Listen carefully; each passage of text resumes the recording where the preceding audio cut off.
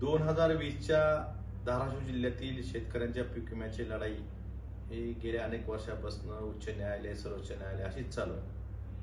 आणि आता 2025 मध्ये नोव्हेंबरमध्ये उच्च न्यायालयाने जवळपास 225 कोटी रुपये धाराशिव जिल्ह्यातील शेतकऱ्यांना द्या असे निर्देश दिले असताना सुद्धा कंपनी सर्वोच्च न्यायालयात गेली. सर्वोच्च न्यायालयात राज्य सरकारनं भूमिका योग्य न मांडल्यामुळे, शेतकऱ्यांची बाजू योग्य पद्धतीने न मांडल्यामुळे दुर्दैवानं जे 93 कोटी रुपये जिल्हा स्तरावर उपलब्ध झाले होते ते परत न्यायालयाकडे जमा करण्याची नामुष्की राज्य सरकारवर आलेली आहे.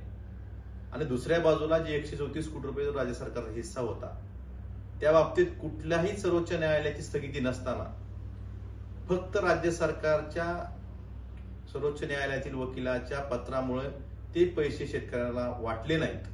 मी याबाबत विधानसभेतही आवाज उठवला होता, कृषी मंत्र्यांनाही भेटलो, पण राज्य सरकारची भूमिका ही बोटचेपी आणि कंपनी झाली नसल्यामुळे हे 225 कोटी रुपये शेतकऱ्यांना अद्याप मिळू शकलेले नाहीत.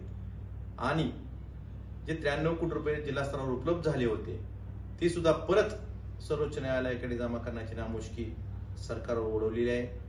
हा निर्णय राज्य सरकारच्या चुकीच्या भूमिकेमुळं, कंपनीधार्जित भूमिकेमुळं ही नामुष्की धाराशिव जिल्ह्यातील शेतकऱ्यावर आलेली आहे.